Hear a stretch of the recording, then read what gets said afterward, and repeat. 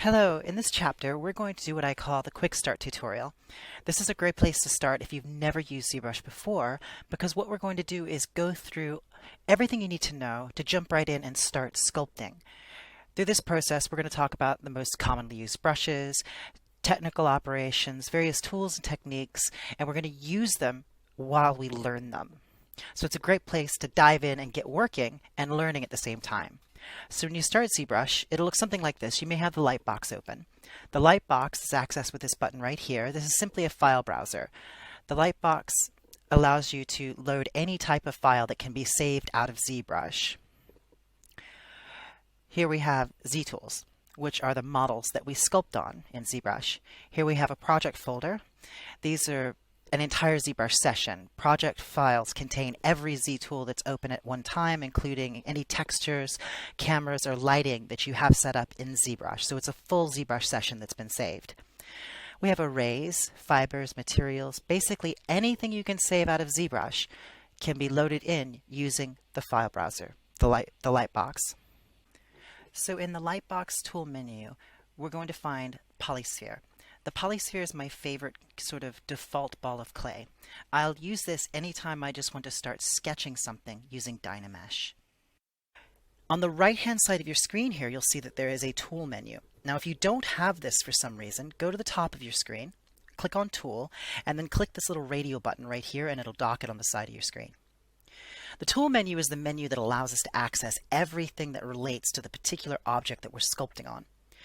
This big button here is called a palette. If I click it, you see that it gives me access to all these different tools that are available.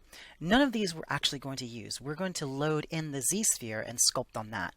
But I want you to notice that right now it's this orange S. However, if I double click the polysphere, it loads that Z tool into ZBrush, and it has now replaced the active tool on the palette. I'll close the Lightbox by pressing the Lightbox button. And now we're ready to actually start sculpting. So oftentimes the first thing that happens when someone loads up ZBrush and they get a model in is they do something like this. They just keep trying to sculpt, and it just keeps drawing new instances of the model on the canvas.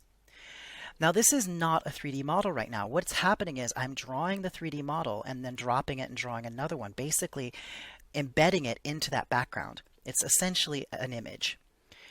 If you ever find that this happens, that you've just got a bunch of models stuck on your screen, and most importantly that your cursor is white, press Control N.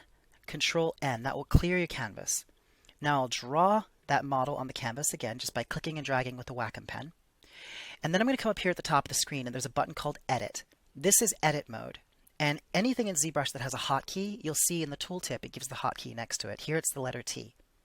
So I'll press this button, or I'll press the letter T, and watch. My brush becomes red. In this thumbnail view, I can now see the object that I've just drawn on screen, and I've got access to this navigation here. So now this is a 3D model which I can actually sculpt on. I'm no longer drawing it on the canvas. I can move around it and sculpt on it. Let's undo those strokes. There we go. Okay. Now, how do we navigate? Because we're working with a sphere and it's hard to tell what's the front and sides, I'm going to turn on the floor plane here by pressing the floor grid button. Now, if I want to navigate in ZBrush, what I do is I click and drag on the background, and that will actually rotate around the object. Now, I can also come up here and click and drag this bust, and that will allow me to snap to various rotations, both orthographic and 3/4. I can also use this gnome in here to select different axes. So what I want to do is I just want to make sure that I'm looking straight down the Z-axis of this sphere. Now, I want to sculpt with symmetry turned on. You see here, I'm only sculpting on one side. So I'm going to press the X key, and that means that I'll sculpt on both sides of the sphere at the same time. It's very nice when you're sculpting in 3D that symmetry basically comes for free. If you were sculpting in clay, it's quite difficult to sculpt something physical that is symmetrical. In ZBrush, it's very, very easy to sculpt symmetrically. So we have to make a concerted effort to introduce some asymmetry into our creatures as we work on them. So now we've seen how to load in a Z tool, we've seen how to enter into edit mode, and how to turn on our X symmetry. Let's go back and take a deep look at navigation. So we've already said if you click and drag on the background, you're going to rotate. If I want to zoom, hold down the Alt key, Click and hold down your pen on the Wacom tablet, let go of the Alt key, and then drag up and down. So that's Alt, press down with the pen, let go of Alt, and then drag your pen up and down, and that will zoom. If I want to move the object, I hold down the Alt key and just click and drag, and that moves it around the screen. Now, if at any point you lose your object off screen like that, press the F key, F as in frame. That is this button here, Fit Mesh to View. You see that hotkey is F. And if I want to zoom out a little bit, I hold down the Alt key, press and hold the Wacom pen, let go of Alt, and then drag up, and I'll zoom out. Now we want to start sculpting. To do that, we need to understand how to access our brushes and how to change the settings of those brushes. The brush palette is over here on the left-hand side of the screen, but as with most things in ZBrush, there is a hotkey for this. I'm going to press B for brush, and that brings up the brush palette wherever I happen to be. Now the brush palette is quite large. There's a whole lot of brushes in here. I want to start by using the Move brush. I just want to push and pull this sphere into the shape of a head. So to do that, I'm going to press M for Move. Now that limits the brush list down to just those brushes that begin with the letter M. And you see that there are these orange letters for each brush. Those are contextual hotkeys. Right now, in this menu only, these hotkeys will select these brushes. And you see they're arranged alphabetically, and Move is here. And the hotkey for Move is the letter V. So I'll press the V key, and I've now selected the Move brush. You see that it is now displayed here in the brush palette. Just like when we selected the polysphere, it displayed in the tool palette. Whatever your selection is will display in each of these palette windows. Now we have a Move brush. This allows us to click and drag and sort of move the mesh as if it's made of rubber or clay. I'll press Ctrl Z to undo that. Now we need to understand how to change our brush size and intensity. So up here at the top of the screen, you'll see there is a draw size slider. If I click and drag this, it'll change my draw size. There's also a focal shift slider. That's the innermost circle, and that controls the fall off of the brush. And then lastly, we have Z intensity. This controls the intensity of the brush, how strong it is. You'll also notice the brush is set to Z-add, and that means that it's adding as you work. That's most important on things like the clay tubes brush and the standard brush. It doesn't really have that much of an effect on the Move brush. You'll also see that it's set to RGB. I'll just turn that off because we're not painting. We're just going to be sculpting right now. Now this is where you go to change your brush settings, but I prefer using a hotkey for this. Instead of moving up to the top of the screen over and over again, I like to press the space bar. If you press and hold the space bar, it'll give you access to these sliders wherever your cursor may be. And you'll also notice that these individual sliders have hotkeys. Draw size is S, so if I press the S key, it just brings up the draw size. If I were to press the U key, it'll just bring up Z intensity. So you can bring up just those particular sliders, but I find it very convenient just to use the space bar and access all of them at one time. So I'll change my draw size and change my focal shift. And we're on the Move brush now, so what I'm going to do is I'm just going to start clicking and dragging. And you see this moves the mesh around as though it were made out of, rubber or clay. So I'm going to create the shape of an egg or an oval from the front, and then we'll just snap to a side view here. I'm going to take this brush and make the cranial mass of this head. And then let's rotate to a top view and continue working on it from the top view. I'll just rotate 3/4 here and just pull these shapes up. There we go. Now anytime that I'm sculpting, if I want to smooth the mesh, press and hold the Shift key. Your cursor becomes blue, and now I'm smoothing. So you see this smooths down the vertices. Let go of Shift and I'm back to my Move brush, and I can continue working as normal.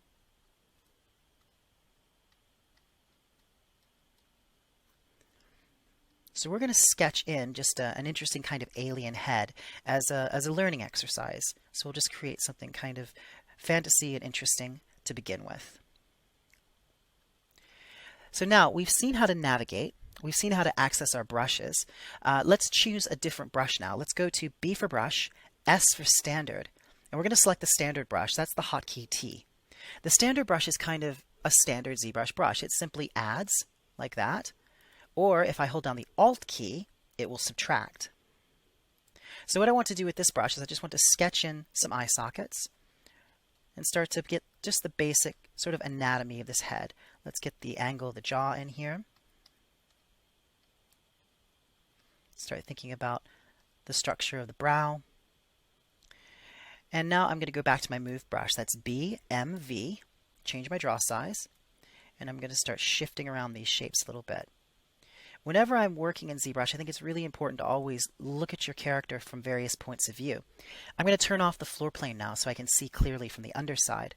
I want to make sure that the face isn't sitting flat on a flat plane, so I'm going to look at it from the top and bottom and just make sure that things like the brow line and the sort of barrel of the mouth all have some dimension to them. I'm going to adjust this nasal structure here.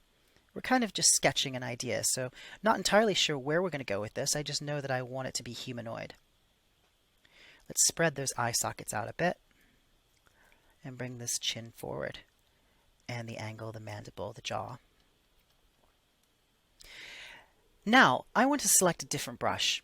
I'm going to select the Clay Tubes brush. To do that, I'll do B for brush, C for clay, and here you see the Clay Tubes brush.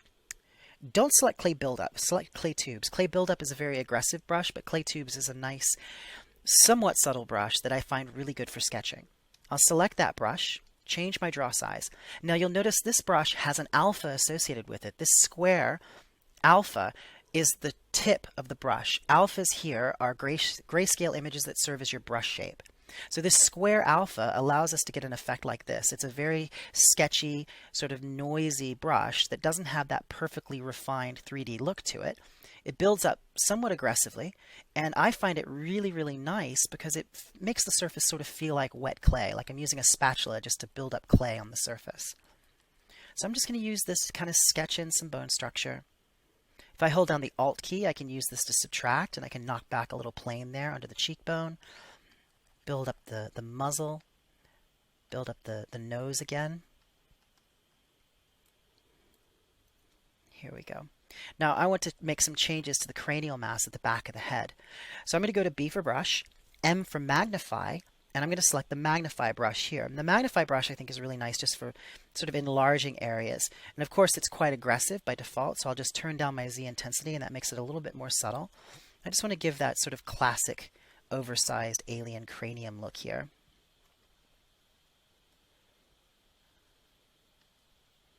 Now as I'm working, if I turn on frame mode here, you see the hotkey for that is Shift F. I can see the polygons of the mesh that I'm working on. What we're doing right now is we're using subdivision models. We're using a model that has multiple subdivision levels. So under the tool menu, if I go to the geometry submenu here and open it, you see there's a slider. Now this is how ZBrush generally works. You import a polygon object or create a polygon object in ZBrush, and then you add subdivisions to it. You multiply its subdivision or its number of faces to give more and more geometry to create more and more detail. Now we're only going to be using subdivision levels very briefly. We're going to switch to something called Dynamesh in just a moment, but I want to touch on this in the Quickstart so you understand what we're seeing right now. If I take this slider and bring it down to the lowest subdivision level, you see that's actually the most basic level of this model, and you can see every individual polygon. If I want to step back up my subdivision levels, I press the D key, and you see that slider increments up one at a time. If I want to step down, I press Shift D. So what I like to do is, in the very, very beginnings of my sculpture, step down to my lowest subdivision level, and I like to sculpt down here because it allows you to make very, very large shape changes very, very quickly. It's something that's particular to working with subdivision levels, which is not something that we're going to be able to do when we do Dynamesh. There's sort of a trade-off between these two methods of sculpting. And we have an entire other video where we just talk about sculpting with subdivision levels, but I want to get you started quickly right now, so we're going to use Dynamesh, which is really, really good for sketching. But before we do that, I just want to go ahead and get the most basic shapes of this character established. I want to get the bone structure dialed in and get a good start on things. And that's really important. Whenever you're sculpting in ZBrush, always think about your most basic shapes first. That way you start to build things up and make them more complicated and more refined level by level, and it becomes more and more realistic. If you work with a mesh that has too many subdivision levels right out of the gate, your divisions are going to get in your way. The polygons, you'll have more polygons than you need, and that's why often beginner ZBrush models can look a little lumpy, just because people are dealing with too many polygons right out of the gate. So I'm going to step back up to my highest subdivision level now and turn off frame mode, either by pressing this button or pressing Shift F. Now I want to show you something called masking. I'm going to hold down the Control key and I'm going to mask out the brow area and the ocular orbits, the cheekbones here. Now this gray area here, when I hold down the Control key, my cursor becomes yellow. That tells me that I'm painting a mask. If I want to subtract from the mask, I press Control Alt and then I can erase it. If I want to clear the mask, I control, click, and drag on the background. If I want to invert the mask, I hold down the control key and just tap on the background, and that inverts the area that's masked. So if you look now, if I were to take my clay tubes brush and try and sculpt on this area, it's only going to affect the area that is unmasked. So I'm going to feather the edges of this mask just to soften it. I do that by holding the control key and then clicking on the masked area a few times, and you see it feathers the edges. Now I'll go back to my move brush, and I'm just going to spread the eye sockets a bit. I just wanted to spread the structure out and sort of change its angles here. I want to give it a little bit of malicious intent, make it a little bit intimidating here. Spread these cheekbones out. Clear the mask by clicking and control clicking and dragging on the background. Select my clay tubes brush, and let's just build out those cheekbones. Let's connect that to the back of the head a little bit better. I'll go to my move brush and pull these shapes out as well so they're matching up. Again, I'm going to move to the top view and just make sure that things aren't, falling into a single plane, that I can keep things, quite dimensional. There we go. Now we're getting some interesting shapes here now. Just using the move brush to make these adjustments. I'm going to change my move brush size and just really push the shape of that cranium. Go back to my clay tubes brush.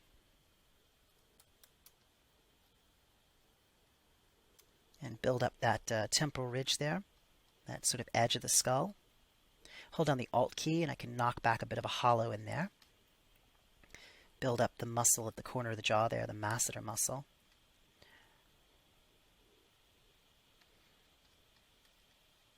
And I'll go to my standard brush. That's B as in brush, S as in standard, and then the hotkey T. Hold down the Alt key, and I'm just going to knock back those eye sockets a little bit more again. Go back to my move brush. Look at the underside here. I definitely want to pull out the face, so it is happening around sort of an oval or cylindrical form, and it's not sitting flat. Now, as I work, you might notice this thumbnail view up here in the upper left-hand corner of the screen. If I click and drag that, I can enlarge that. The thumbnail view is there to help you see the design silhouette of what you're working on. All through graphic design, industrial design, and creature design, we're always concerned with what's called the first read. That is the overall silhouette of the creature that you're working on. If you think of any of your favorite characters, it could be Gandalf the Grey, it could be Giger's alien, it could be, really any iconic creature or character. They have a silhouette that stands out. They have an overall shape that is recognizable, and that's why we have this view here, so we can see the silhouette as we're working. It helps us focus on those basic shapes, and that's a really important thing in sculpting and design that is often overlooked or people don't learn until well into their education, is that you should always be thinking about your silhouette, because that's the first thing the eye sees. And if it's confusing or muddled or it's not very exciting, the character will never be particularly interesting. So it's really nice that Pixelogic added this view in ZBrush 2020 that allows you to focus in on those areas, that look, and make sure that you're getting something that feels interesting. I'm just going to spread those cheekbones out a little bit more. And I'm going to change the shape there. And I'm just going to shrink that thumbnail view back down. If you don't want the thumbnail view there, you can always press this button to turn it off. Now, if you want to turn off your perspective camera, press the P key, and that drops you into a straight orthographic view. And I find that it's actually useful sometimes to look at things orthographically and switch back to perspective. It just helps me get perspective, so to speak, on what I'm working on. Now I'm going to go back to my clay tubes brush, and I'm going to turn off the alpha now. I'm going to click in the alpha menu here, and I'm going to select alpha off. I'm going to take my focal shift and turn that down. Now this is going to make a much, much more subtle brush. Watch what happens now when I build up with the brush. You see how it's very, very subtle and smooth? It's still a sketchy kind of brush, but it gets rid of that sort of noisy look that I wanted at the very, very beginning. I think that that's a very nice thing to have when you're first sketching in your character. It helps keep you loose and gestural, and you don't feel like you're already in the last stages of your model. So what I will do here is I'm going to switch back to my move brush. I'm just going to shift that temporal ridge a little bit, get that bone structure dialed in there. I'm going to go back to my clay tubes brush and I'm going to fill out that temporal fossa, that hollow at the behind the cheekbone, just with the sense of there being a temporalis muscle in there. I just want to fill that out just a little bit. Okay. So we've got our basic shapes dialed in. Now we're going to continue working on this, obviously, but I want to illustrate for you the limitation that subdivision models have, which is why we're going to use Dynamesh. I'm going to add another subdivision level to this model by pressing Control D. That's the same as coming over here to the geometry menu and pressing Divide. You'll notice the subdivision levels have now gone from 3 to 4. That means I've added another subdivision level and I am up to 98,000 polygons. I'm going to roll around to the underside of the mesh here and I'm going to press the Control key. So I'm in masking mode, and let me switch back to my mask pen. Here we go. I'm going to go into masking mode and I'm going to mask out where the neck will come from. I will Control click on the background to invert that mask. And now I'm going to go to the Move brush, turn my draw size up, and I'm just going to click and drag to drag the neck out. Now, if I go into polyframe mode by pressing Shift F, you can see what happens here. Those faces are getting stretched. What this means is I can't take this sphere and build out a neck and a shoulders and torso from it, because inevitably I'm going to run out of geometry. No matter how many times I subdivide, it's still somewhat beholden to the original volume of that sphere. This is the shortcoming of subdivision modeling when you're trying to do ideation or sketch something or just sketch an idea out in ZBrush. Ultimately, you're locked into mostly the volume of that sphere. That's where Dynamesh comes in. I'm going to undo, clear the mask, and we'll turn off frame mode. Under the Tool Geometry menu, there's a submenu called Dynamesh right here. We have a resolution slider. I'm going to set this slider to about 80. Remember I said that we don't want to deal with millions of polygons right out of the gate. We always want to work at the lowest number of polygons that can get the shapes we're trying to make. It's good discipline. It helps you keep your models smooth and nice looking. It keeps the form coherent. If you're dealing with 2 million polygons while you're trying to sculpt, that's too many to deal with if you haven't already established the most basic forms. So that's something important to keep in mind. So I'm going to press the Dynamesh button here, and it will always ask you if you have subdivision levels, do you want to freeze them? Say no. Now, it doesn't look like anything happened, but if I go into frame mode, you can see the mesh has now been dynamically remeshed, hence Dynamesh, into all these little squares. I'll undo that and do it again. Here we have the subdivision level 4, which is all these quads. I press There we go. Press Dynamesh. I'm actually going to set this to 80 again because that's too high. There we go. Here we have our Dynameshed mesh. And you see Dynameshing is just slicing up the mesh into basically a shrink-wrapped series of little quads. Now what's important about Dynamesh is this. I'm going to turn off frame mode, and I'm going to repeat that process with the neck. I'm going to mask out where the neck would come from. Control click on the background to invert the mask. I'm going to take my Move brush, BMV, turn my draw size up, and I'm going to stretch that neck down. Let's try and get the generalized shape of this character's neck. We'll go to the back here, spread out the beginnings of the shoulders, the trapezius muscles. You see things are very, very stretched out now. If I go back into frame mode, look how everything is stretched out. But watch this. Because I am in Dynamesh mode, this only works in Dynamesh. If I Control, click, and drag on the background, I currently have a mask on the mesh, so that clears the mask. If you do not have a mask on your mesh, and you Control, click, and drag on the background, that executes Dynamesh. It will dynamically remesh this model, slicing it all up into these evenly spaced little quads. So watch the neck. Watch what happens. When I Control, click, and drag on the background, it Dynameshes. That's dynamically remeshing. So I don't have to worry about the volumes of the mesh that I'm working on. I'll do that again. Here I've stretched the neck out. I still have a mask on the head itself. Control, click, and drag on the background clears the mask.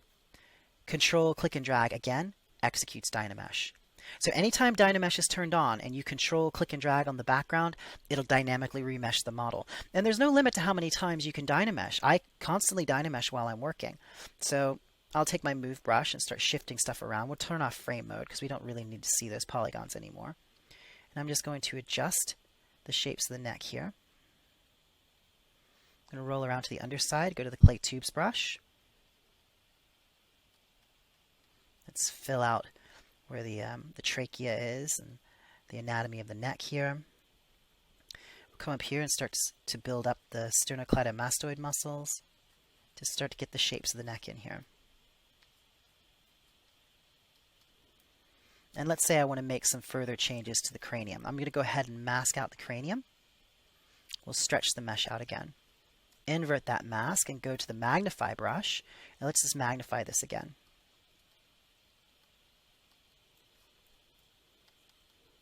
We'll take our move brush, really push this.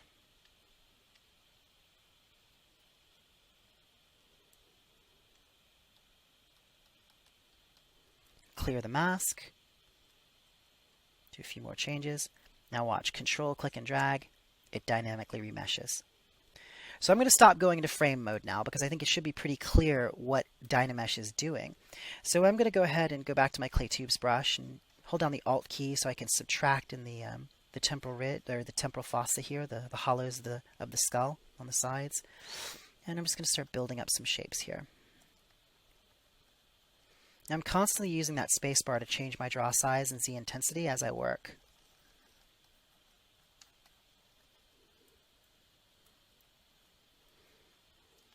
Again, let's build up those muscles of the neck. We'll go to our standard brush. Hold down the Alt key and I'll just create the little hollow here at the pit of the neck. And hold down the Shift key and I can smooth that back a little bit. Go back to my move brush. Continue shifting shapes around here.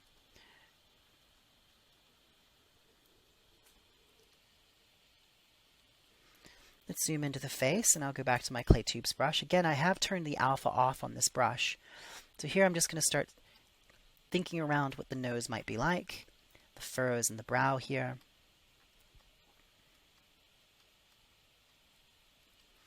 Connect the cheekbones to the mouth.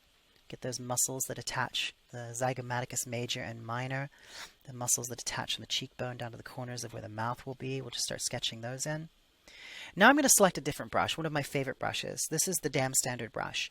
If I press B for brush, D for Dam, you see Dam Standard is first on the list. It's the letter S. This is a really nice brush for sort of sketching in little creases and wrinkles.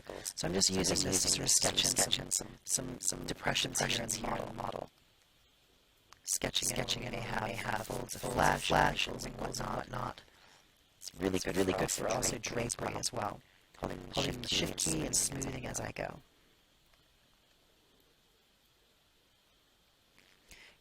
Go back to my clay tubes brush. Just building up the undersides of those eye sockets a little bit. Go back to my move brush. Let's just spread that mouth open or wider a little bit so we've got more area to play with when we get to sculpting the lips. I'll go to my standard brush and I'm just going to just start adjusting this nose shape here. If I want to make my standard brush a little more fine, I'll go to the Alpha menu and select Alpha 1. Again, alphas are gray shaded images that form the tip of your brush. So this just makes that brush a little bit more refined, a little bit sharper. So we're going to go ahead and create this strange nose shape here.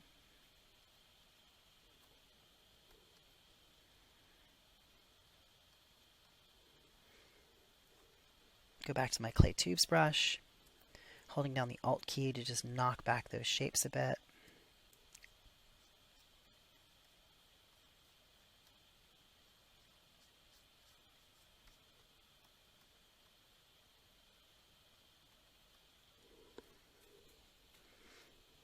And we'll build up the muzzle a little bit more in the jawline. Speaking of the jawline, I'm going to roll down to the bottom here and I'm going to go to B for brush, M for move. And I want to change how wide that jaw actually is. Now you'll notice what happens now, because I'm in Dynamesh mode, I no longer have subdivision levels. So when I want to make these big shape changes, I have to do them on the mesh as it is. And that's one reason why I make sure to set my resolution lower to start with. We can always increase that later. You can always just turn that slider up, and the next time you Dynamesh, it will actually increase the overall polygon count and give you more to work with. I'm going to go back to my Dam Standard brush. Again, let's start creating some striations through here. I like to sketch just really loosen gesturally across the surface. Sometimes I'll even turn off X symmetry, especially here at the center line of the head where the brow furrow is, because brows very rarely furrow perfectly symmetrically. So it gives you a nice little touch of realism. I'm going to go into my move brush again. Incidentally, I have all of my brushes hotkeyed, and I'll be showing you in a later lesson how to hotkey those brushes. It makes it a lot faster to work. Go to my clay tubes brush again, and just want to build up a little furrow there. Go to my damn standard brush, create a nice little crease here and here. You see already we're getting this nice asymmetrical furrow through the brow. Let's bring some wrinkles up through here. And then I'm just going to traverse some more wrinkles across. Now, these wrinkles don't have to be the final sculpture. A lot of times people approach sculpting in ZBrush as if every mark they put down has to be perfect. And it's not. It's a sketching tool. Just like sketching in water-based clay or oil clay or sketching in a sketchbook, use it to develop ideas and feel free to erase things as you go. Just hit it with a smooth brush and you can knock it back. So I'm going to turn on my X symmetry again. I just want to start thinking about the inner portion of that eye socket there.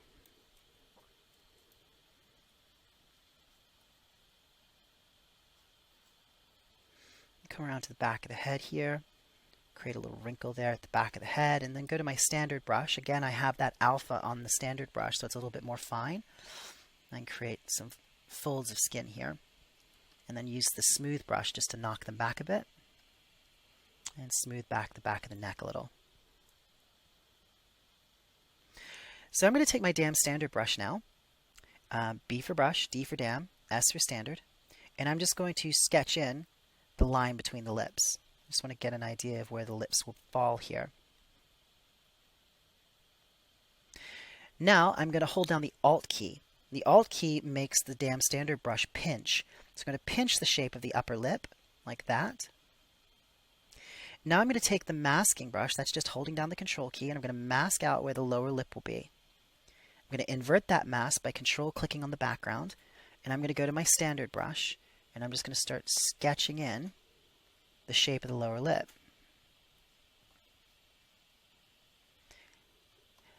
I want to remove some of the mask here, so I'm going to press Control and Alt, and I can paint out some of this chin, because I want to sculpt down into that.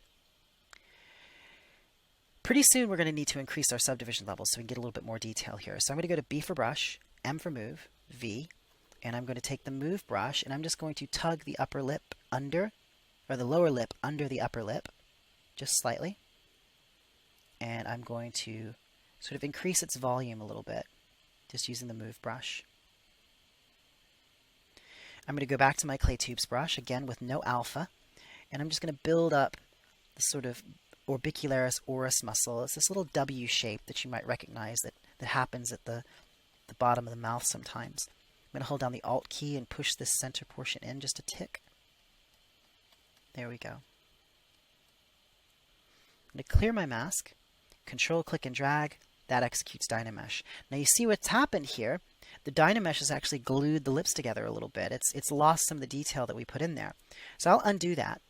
I'll go to my resolution, and this time I'll set it to, let's set it to 100. You can do some trial and error here. It doesn't matter. You can always undo it and then redo it. So I'm going to Control, click, and drag now, and you see that it's not as bad. It's keeping a lot of that detail now. You also see that our resolution is much higher. If I were to turn this up again, let's set it to 128. Now I will Control, click, and drag again, and it's even denser with more detail. But be careful, once again, don't Dynamesh to such a high resolution that you're giving yourself too much geometry to work with. I can come in here and I can refine this further, and then we can always up the resolution once again. So here at the corners of the mouth, I want to create what are called the nodes of the lips. These are sort of little puckered donuts of skin on either side of the lips. It's created because there's several muscles grabbing this point. There's the zygomaticus major and minor, there's the buccinator and the depressor anguli oris. All of these muscles are grabbing this one point here at the corner of the mouth. So you end up getting this very interesting little puckered donut shape. So I'm just using the clay tubes brush with a very low Z intensity and no alpha to build up that shape at the corners of the mouth. Now I'm going to go to B for brush, I for inflate, and I'm going to select the inflate brush here. The inflate brush is one of my favorite brushes. It's great for just sort of puckering shapes together. We're just going to use it to sort of create a little bit of a pucker there at the corners of the lips. Control, click, and drag, and that executes Dynamesh. I'm going to mask out the lower lip, invert that mask, and I'm just going to very gently pucker that lower lip a little bit. And that creates a nice little ledge there that's actually quite realistic. There usually is a little ledge at the bottom of the lower lip. Let's go ahead and accentuate that using the Damn Standard brush and execute Dynamesh. Now we can move away from the mouth for a moment. Now let's talk about adding more volume to this character. Now, of course, I can push and pull the mesh as much as I want to. Let's say, for example, somebody says, hey, we need some antenna on this, like a classic sort of Martian. So I'll just mask out where I want these antennae to come from, invert that mask, and then I can just take the move brush. Take the move brush and let's just pull out where these antennae will come from. I'm stretching these faces quite a bit. Control, click, and drag once clears the mask. I'm going to turn on frame mode again. Control, click, and drag a second time executes Dynamesh. Turn off frame mode, and I'll just smooth this back a little bit. I'm going to take the inflate brush once again, hold down the Alt key, and I can sort of taper these by inflating them in the negative. Smooth that back.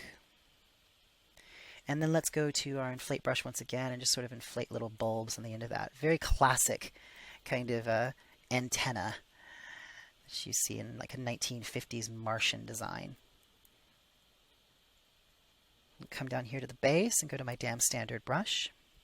And I'm just going to create some sense that these antennae have some wrinkles around them, or they're joined, married in some way to the base. To the head itself. I don't want them to just grow out of nothing. We'll go to our standard brush, BST.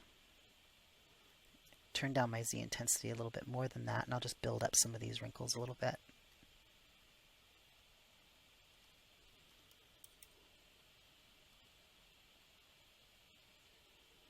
There we go. Take our move brush. Oops. This is good that this happened. I accidentally hit the V hotkey. The V hotkey switches your color. So I'm just going to press the V hotkey to switch back to white. By the way, I should also mention, if your material is not something that you like working on, for example, a lot of times people end up with the red wax material. This is not something that I like to sculpt on. If you want to change the material of your object, go to the material palette here and just select a material that appeals to you. I think the best material is the basic material 2. It's pretty much a blend shader. It's got a highlight, a midtone, and a core shadow. And it shows you all your mistakes. And I think that's really important while you're working, that you can see everything very, very clearly.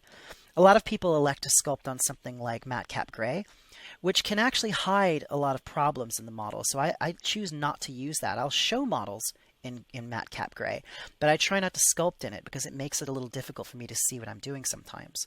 So I'll switch back to basic material 2. If you want this material to be your default material every time you start ZBrush, just select it and then go down here to the bottom of the material palette and click Save as Startup Material. And that's how I have mine set to be the basic material 2 every time I start ZBrush. So if I click that, there's my startup material there, basic material 2. So I want to create some little ears on here. I'm going to zoom in and I'm going to mask out the shape of an ear. I'm going to invert that mask. And now I'm going to take the move brush and I'm going to pull that ear shape out. It's just the most basic shape of a little baby ear there. There we go. I'm going to control, click, and drag once to clear the mask.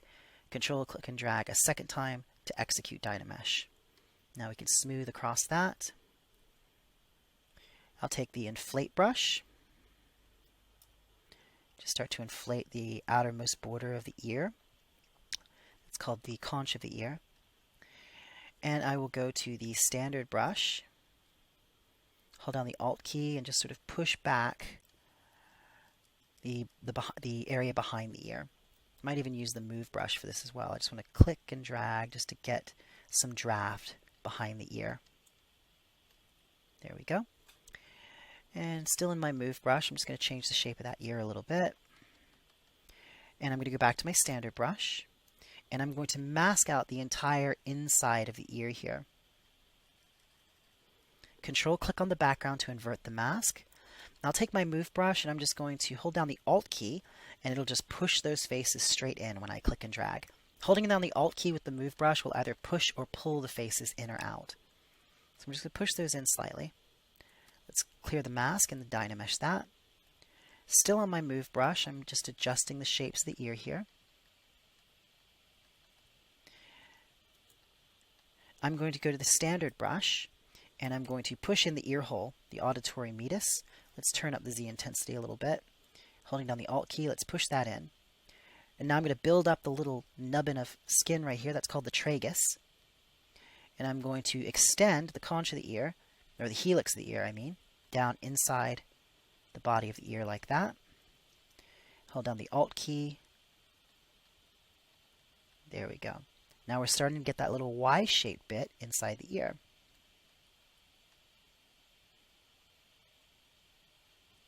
Control click and drag, executes Dynamesh. As long as you don't have a mask on the model, when you control click and drag, it will execute Dynamesh as long as you're in Dynamesh mode. There we go. So now we have some little ears on here. Well, since it's an alien, we really should just go ahead and follow the classic shape language that we have and go ahead and give him a little pointed ear. So to do that, we'll go back to our damp standard brush, sort of accentuate that shadow, that draft between the helix and anti-helix of the ear. And I'll hold down the Alt key and that gives a little bit of a pinch with the damp standard stroke. Add some wrinkles up here. So now we've got some nice pointed ears on our Martian. Use the move brush just to adjust the shape of that from the front view. Now I want to save my work. Now there's two ways to do this. When you save in ZBrush, you're going to save in one of two places. Under the tool menu, if you click Save As, that will save the current Z tool. Now a Z tool is just the current model that I'm working on and any textures that are associated with that. The other way you can save is to go to File, Save As. If you go to File, Save As, that saves a project file. That's the same as Control S. That saves the entire ZBrush session. So if I have multiple Z tools open, it'll save them all, any textures, lighting, anything you have set up in ZBrush. So press Control S to save a project, since that will save everything that we have going, and it's a very convenient way to start saving. It makes a large file size, but when you're just starting out, it's easy to remember Control S. Now there's also Quick Save up here at the top of the screen. Now ZBrush will save as you're working. So if you go to the Lightbox and go to the Quick Save folder, you can see all the different Quick Save files that are there. So if you have a crash, go check there and find your most recent Quick Save that ZBrush automatically saved for you. So I'm just going to save my work now with Control S, creating a project file which has everything loaded into it. So now that we've saved our Z project, let's take a look at how we can add more volume to this character. Now, of course, if I wanted to put shoulders in, I could mask out the area, invert the mask, and then take something like the inflate brush and inflate the shoulder area out. Take the move brush and then shift it further, clear the mask, and then execute Dynamesh. And then I can just push and pull the mesh like this. But I want to show you a different technique that I think is very, very cool and unique to Dynamesh. I'm going to undo back to where we were. And we're going to select a different brush this time. We're going to go to B for brush, I for insert, and now you see there's a selection of brushes that are IMM. That stands for Insert Multiple Mesh. I'm going to go to IMM Primitives, which is the T hotkey. And this gives me a list of primitive shapes up here at the top of the screen. We're just going to select Sphere 32 or Insert Sphere, either one of those. And we're going to come down here and click and drag. And what this does is it inserts two spheres and it masks out the rest of the model. Now this makes it very easy for us to move and shape these spheres into the shoulders. Now to do that, we're going to use a different type of tool. We're currently in draw mode, which means that we're sculpting with brushes. But if I change to move, which is the W hotkey, I now have this gizmo here. And this would be very familiar to anyone that's been in a 3D modeling application before. It has a selection of icons up at the top, and then it's got your usual gnomon, your X, Y, and Z axes for both rotation, moving, and scaling. If it happens to be off center, just unlock it and hit the reset button and then lock the pivot again. And I'll just click the corners here and I'm just going to drag them more or less into position. Turn off perspective mode. And now I'm going to go back to draw mode, which if we mouse over it, you see is the Q hotkey. We'll go to the move brush, and I'm just going to use the move brush to sort of shape these spheres into the shoulders and chest, or the beginnings of the shoulders and chest. Just going to move them together like this, bring this down. We'll take the inflate brush, inflate them together a little bit. Go back to our move brush, and just start adjusting it to fit.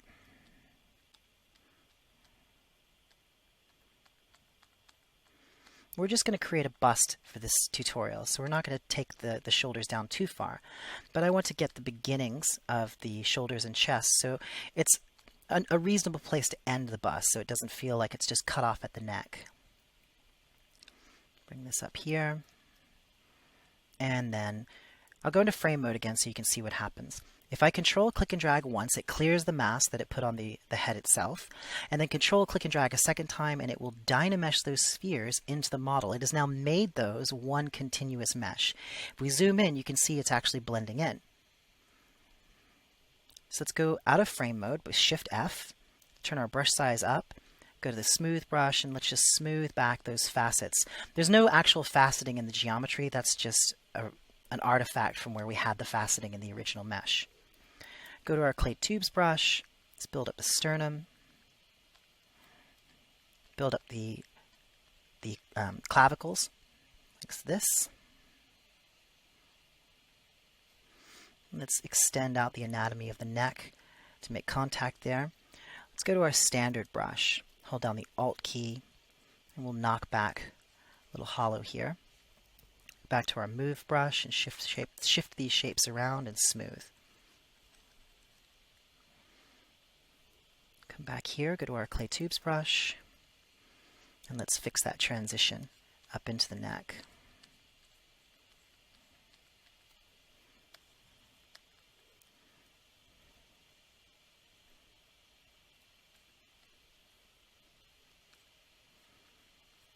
Make sure that we don't lose the shapes of the sternomastoid there.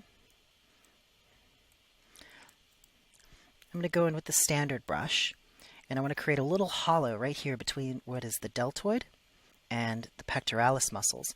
You see that the clavicle has 3/3 to it. It looks like a set of handlebars. So this little hollow is going to go right here. Just hold down the Alt key and just push that in. It's just a nice little anatomical landmark that helps make things feel a little bit more realistic. We can smooth that back and then go back to our clay tubes brush and sort of build up the striations in the pectoralis muscles here. Start to suggest the deltoid here. Roll around to the back of the model, sort of build these shapes out a little bit. Remember again that you can hold down the Alt key while you're using the clay tubes brush, and it does knock back a nice plane. It helps subtract a little bit in a very pleasing way. Holding down the Alt key, I'm just going to knock back a little plane right here. Build up that little landmark there. Go back to our standard brush and just accentuate the pit of the neck right there.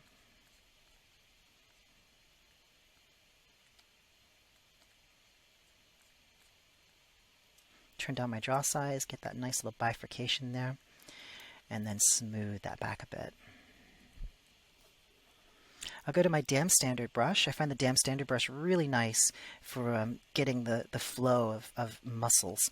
So I'm just going to stroke along the striations in those pectoralis muscles. And we'll turn off X-symmetry and go to our move brush. Again, we want to try and introduce asymmetry whenever we can. We don't want to, make everything asymmetrical to the point that it doesn't look realistic. We want to introduce a realistic amount of asymmetry, especially once we get closer to like the center line of the character here. I'm going to go ahead and create a little sense of a tendon stretching across here, maybe one coming down through here, really pushing it down in the hollow there, so I'm building up in that recess.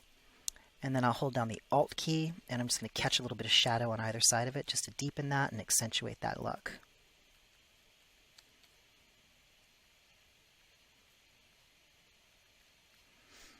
Go back to our clay tubes brush. Hold down the Alt key, just knock that back just a little bit. Go back to our move brush, turn on X symmetry. Just make some further adjustments here. I'm going to turn up the intensity on my move brush just so it's a little bit stronger and I can pull these shoulders, these deltoids down a little bit.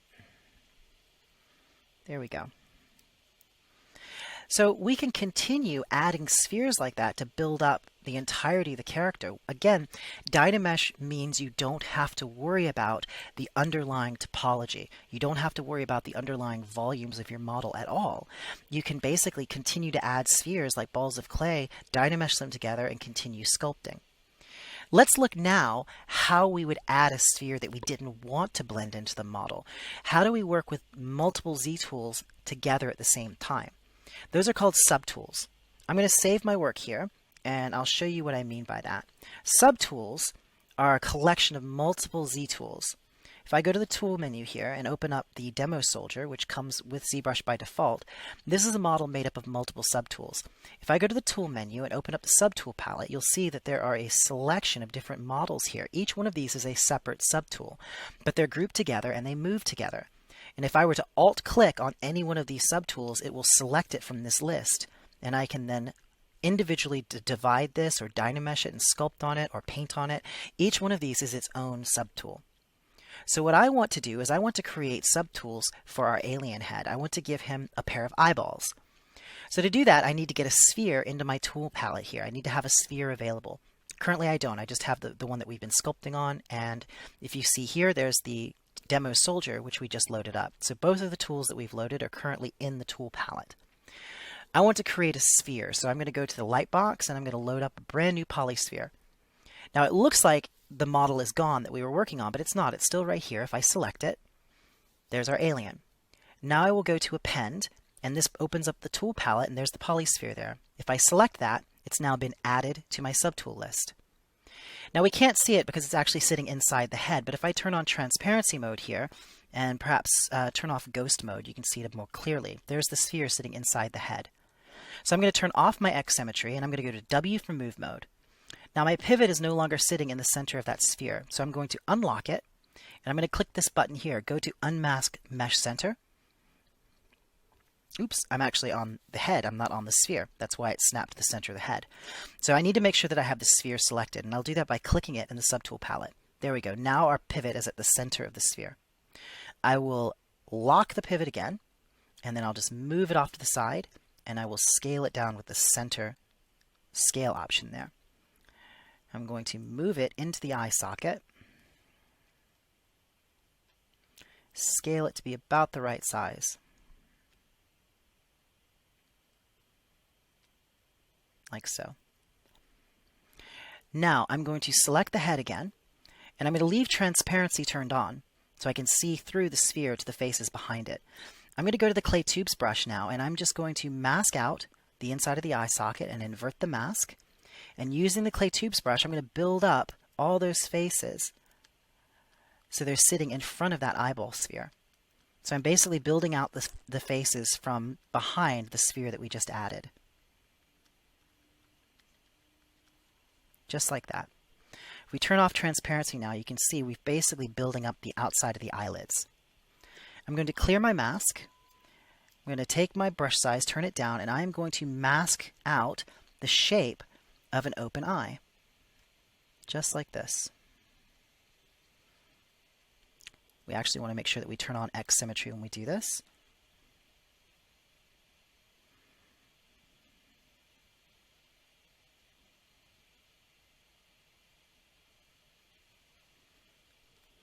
Actually, I'm going to have to undo a few times because my X symmetry was not turned on when I built out those faces. So let's undo that.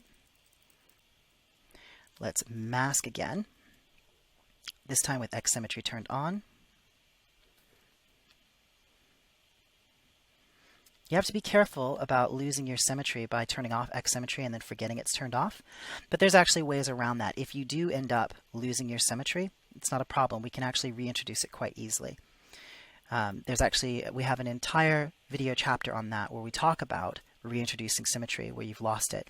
And it's very, very easy, especially with Dynamesh.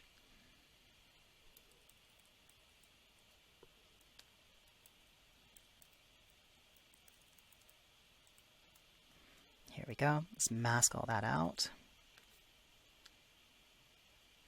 Invert the mask, go to our clay tubes brush, turn off solo. I'm pressing solo to isolate the current Z tool. If I turn on solo, I only see the Z tool that I'm working on. So there we go. Let's build those faces out one more time. There we go. Let's smooth them back. Let's turn off transparency mode and then clear the mask. Now I will mask the shape of an open eyelid.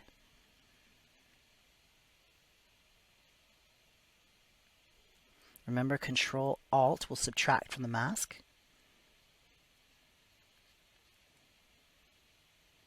There we go. Now I'm going to Control-click on the background. That inverts my masked area. I'm going to take the Move brush, turn up my draw size, and then hold down the Alt key and click and drag, and that pushes those faces back into the head, revealing the eye. Let's Control, click, and drag on the background just to get rid of the mask. And I'll use the Move brush now to tug those eyelids up against the eyeball. Now I haven't Dynameshed yet. I want to get these a little closer to exactly where I want them before I Dynamesh. Take the Move brush, shift these down, smooth them just a little bit, and then I'll take the Standard brush, just sort of build up the edges of the eyelid here.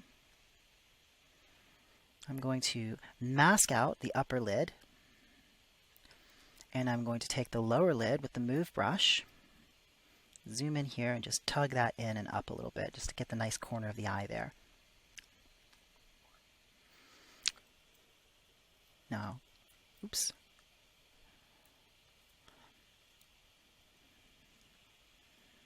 Get that shape just right. And I'm going to go to my Damn Standard brush, and I'm just going to start sketching in the underside of the eye socket. Let's turn up the Z intensity just a little bit. I just want to get that nice sort of bag under the eye there. Go to our clay tubes brush again, build up that nice soft tissue there. Go back to our Damn Standard brush, and I'm going to start thinking about the crease in the upper lid here. Let's turn up our Z intensity a little bit more and just get that crease in there.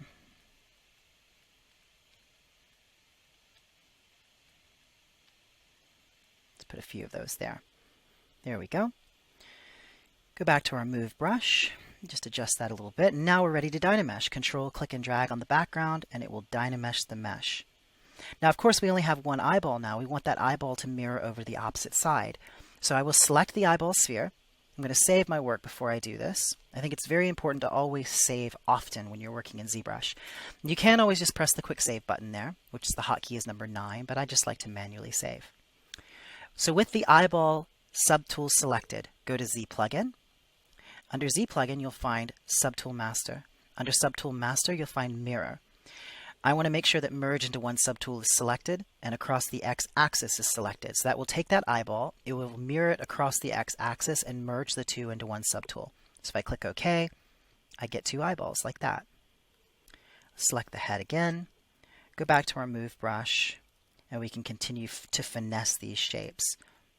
I'm going to mask out the whole eye area again so I can work on the eyelids without worrying about impacting the brow structure, because I don't want to lose that. So let's bring that lid out a little bit more. We might actually go ahead and select the eyeballs now and go to our Move tool, and let's just adjust the depth in the head a little bit. We'll go back to the head, go back to our Move brush, I just want to make sure that we get a nice thickness to the eyelids. A lot of times people neglect just how thick the eyelid can be. So we want to make sure that we get that. And now I'm going to go back to my Damn Standard brush, and a nice touch that you can do here is hold down the Alt key and just pinch the outermost edge of the eyelid. And that can help sharpen that and make it feel a lot nicer. Let's go ahead and put in some wrinkles here at the eye bags. Clear the mask. Now I want there to be a little bit of sag in these wrinkles at the eye. I want it to feel like an eye bag. So I'm going to mask out up to the edge of that fold of flesh and invert the mask. Now I'm going to take the inflate brush, and with the inflate brush I'm going to inflate against the masked area, and you see it starts to sort of pucker that tissue over that masked area. I'll take the BMV for Move Brush. I'll take the Move Brush and I'll just gently tug that down like so. Go back to my damn standard brush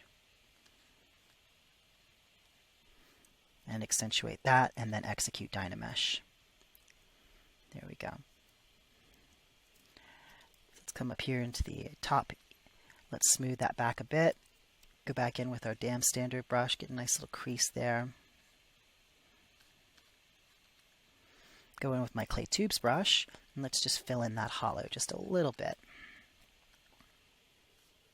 Make sure we turn off X symmetry, because this is an area that we deliberately introduced some asymmetry to. Go back to our damn standard brush and just create some nice creases in here.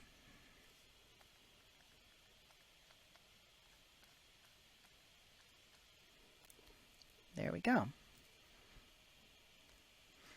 Going to go back to the Move brush, just taking a step back, turn on our X symmetry and mask out the eyes again. I just want to do a little bit more work on the angle of that brow.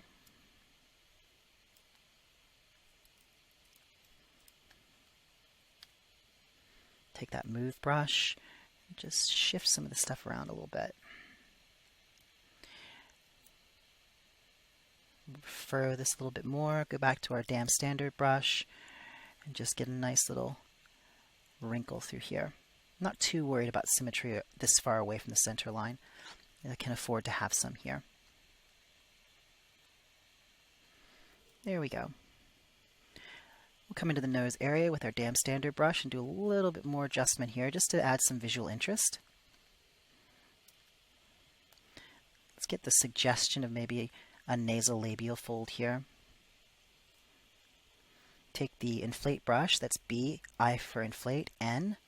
Just sort of inflate along that. We can assist ourselves by masking it, inverting the mask, and then inflating against that mask. And it really helps create that sense of a kind of puckering bit of tissue. And let's smooth that transition there up into the cheek. We'll go back to our standard brush. Let's build up the bone structure at the base of the eye socket there. Oops. Select the color white again. Go to the clay tubes brush. Hold down the Alt key. Again, just think about the planes here. It's always important also when you're sculpting just to be aware of planes and plane changes. It's just a central tenet of sculptures. Like all organic forms actually do have planes in them. They may just not be readily apparent, but your work will look far, far better if you're sensitive to the plane changes of the face. And there's lots of information about that online. If you look up planar analysis, you can find lots of modeling and sculpting tutorials that talk specifically about planar analysis of humanoid anatomy, which can be very, very helpful when you're trying to improve your sculpting. I love just as an exercise to do planar analysis of things while I'm working on it, just to make sure that everything is working correctly as it should. There we go. I'll roll around to the back of the head. And just do a little bit of work back here. Let's fill in that hollow just a little bit with the clay tubes brush. The clay tubes brush is also really nice for filling into the recesses. We'll go to the standard brush, and I'm just going to build up sort of the suggestion of the spinous processes on the spine, the little pokey out bits on the back of the spine. Let's knock those back just a little bit so they're a little bit more subtle.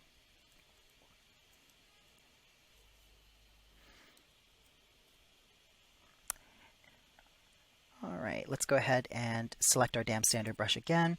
Now we're down to actually sort of refining things, trying to get a little bit more detail in here. I'm going to turn off my X symmetry because I want to do some sort of wrinkles coming down into the mouth area. And we definitely don't want these to be symmetrical, so I want to just gently sketch some wrinkle patterns coming up out of the mouth up to the nose area. Let's give them a little philtrum there, sometimes called the Cupid's bow. It's a little dip in the center of the lips, and that can kind of interface with that nose shape in a real interesting way. And we'll come down here and we'll do the same thing a little bit at the lower lip. And just get a little bit of wrinkles here.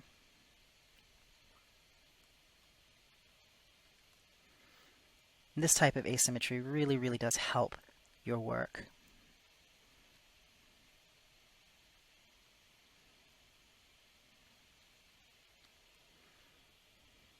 Let's turn on our X symmetry and go back to the standard brush.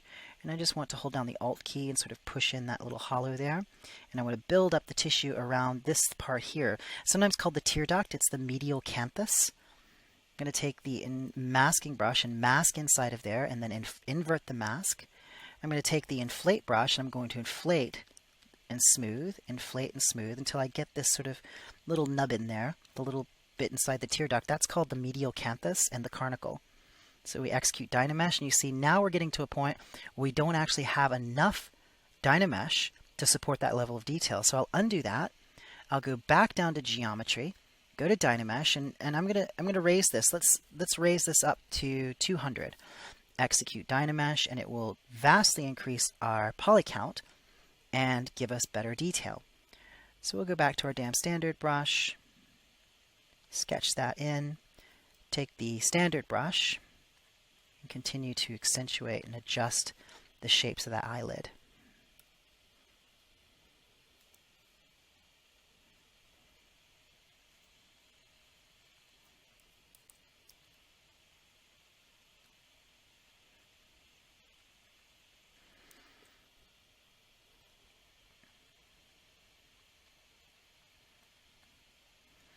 I'm going to turn off X symmetry and just do some wrinkles across the neck here. I just want to do some creases, so naturally along the neckline.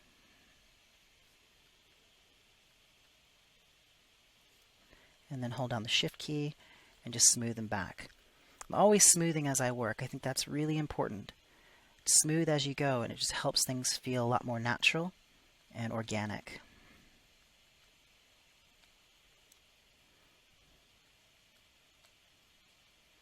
Do a little bit of wrinkling through here.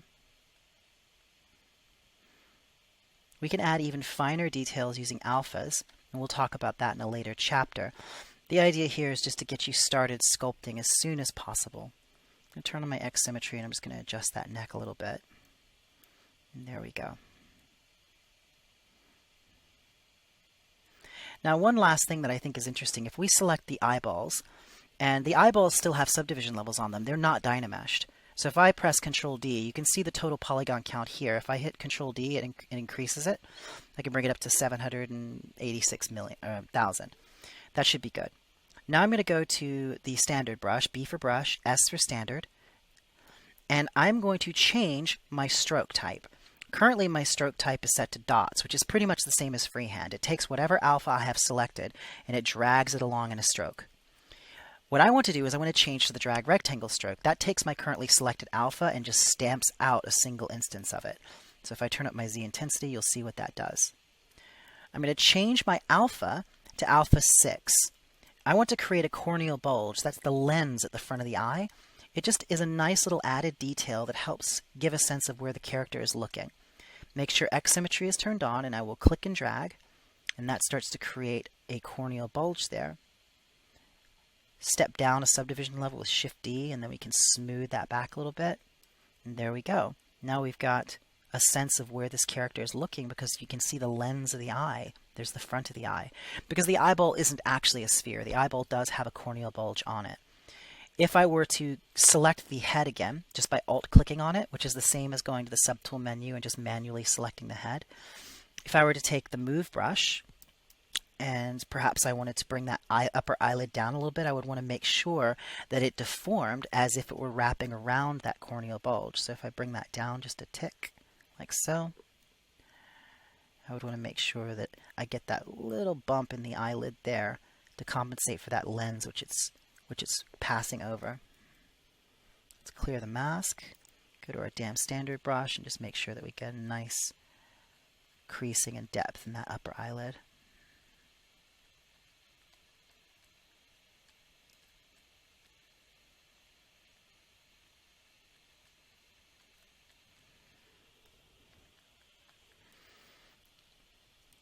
And there we go. If I want to change my lighting, I can go to the light menu here, and I can click this orange dot here. That's my key light. I can change the light position.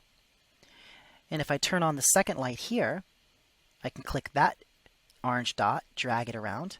I like to increase the second light to a very high intensity and then just click once on that orange dot and it puts it behind the model. And it gives you this nice sort of rim light there.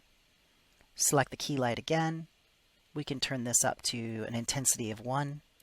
And there we go. So now you can see our quick sketch creature. So this chapter has really been about getting you started with ZBrush. Navigation, brush selection, tool selection, the basics of the interface. It's my hope that you can actually watch this and then go on and take a sphere and start doing some sculptures. And I think the best way to learn ZBrush is to take a break now from the videos, follow along this tutorial, do a few of these sphere sketches. I do sphere sketches all the time. It's how I test new brushes and try and learn new techniques. Don't spend a lot of time on it. Spend about an hour on it, throw it away, and do another one. The more you do, the faster you'll learn ZBrush, and the more confident you'll be with the program. Now we're going to dive in much more depth into the program in the subsequent chapters. We have a chapter where we look at the interface as a whole. We have a chapter where we talk specifically about sculpting with subdivision levels. We're going to get in and dig into every possible detail that you could imagine. So you're going to, basically be an expert user. But the place to start, the most important thing, is just to understand what it means to work from lower subdivision levels or lower polygon counts and gradually increase your resolution and increase your form as you go. So hopefully you've enjoyed this video, and I will see you in the next chapter. Thank you.